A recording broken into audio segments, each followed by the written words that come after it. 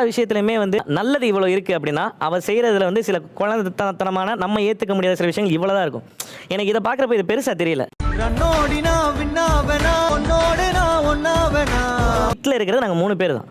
நானும் என் ஒய்ஃபு என் மாமனார். என் மாமனார் கூடவே இருக்கிறாரு, எல்லாத்தையும் அவர் எங்களுக்காக பார்த்துக்கிறாரு.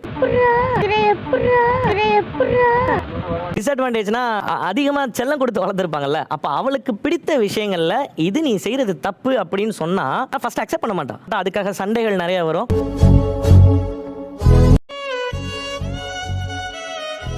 நான் ரொம்ப எக்ஸ்ட்ரா கத்துறேன்னா அழுதுருவேன். கல்யாணத்துக்கு முன்னாடி ஒரே ஒரு தடவை ஒரு சின்ன சண்டை வந்து நான் ஏன்னு தான் கத்துனேன்.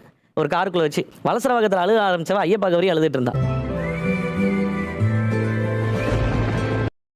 அந்த ஏன்னு கத்துன ஒரு வார்த்தைக்கு அவன் கண்ணில் கண்ணீரை பார்த்துட்டேன். என்ன பிரச்சனை வரட்டும், என்ன சண்டை வரட்டும், அவன் என்ன வேணாலும் வார்த்தை சொல்லட்டும், இவகிட்ட நம்ம கோவப்பட்டு பேசிடக்கூடாது. அவன் கண்ணீருக்கு நம்ம ஆளாயிடக்கூடாது.